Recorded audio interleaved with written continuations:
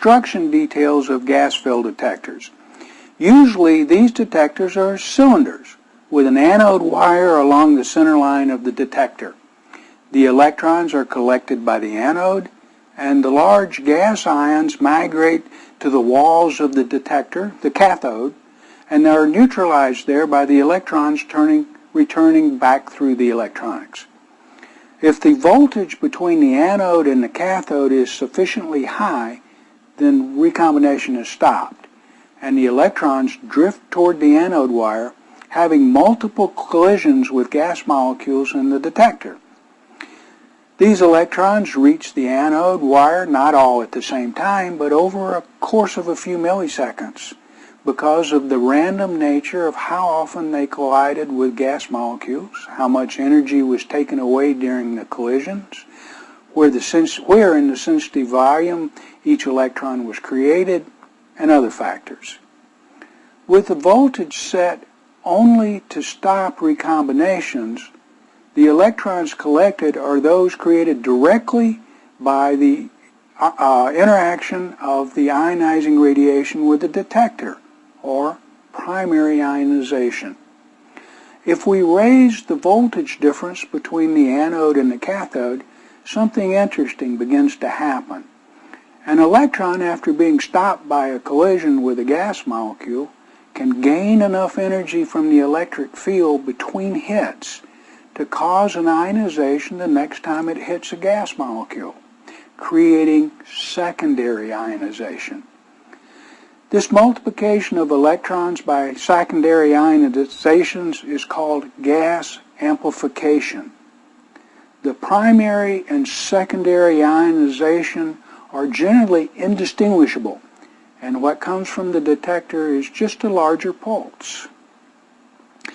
This graph shows what happens to the detector signal as the voltage difference between the anode and the cathode is increased.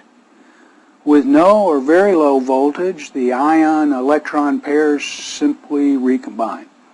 And because scientists are such dull and boring folks, this is called the recombination region. Duh. When enough voltage is applied to stop recombination, but is not high enough to cause gas amplification, the detector is in the ion chamber region, region 2, here on this graph. The two lines here represent the size of the pulse coming from the detector. The lower line is set at some arbitrary amount of charge, and the higher line is for double that amount of charge in the detector. As we can see, the pulses in the ion chamber region are proportional to the amount of charge deposited in the detector's sensitive volume. As the voltage is increased, gas amplification starts. First, rarely, because only a few of the electrons will escape gas collisions long enough to gain the energy they need to cause secondary ionization. But finally, at the end of region 3, the proportional region on this graph, a significant fraction of the electrons do. Next is region 4, the region of limited proportionality, where the height of the pulse does not necessarily correspond to the number of primary ionizations, because the secondary ionizations are beginning to swamp the original primary ionization signal.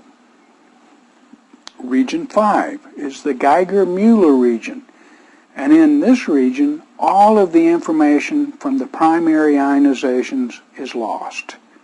Whether one electron or billions of electrons were created by primary ionization, the gas amplification is so large that the primary signal is insignificant.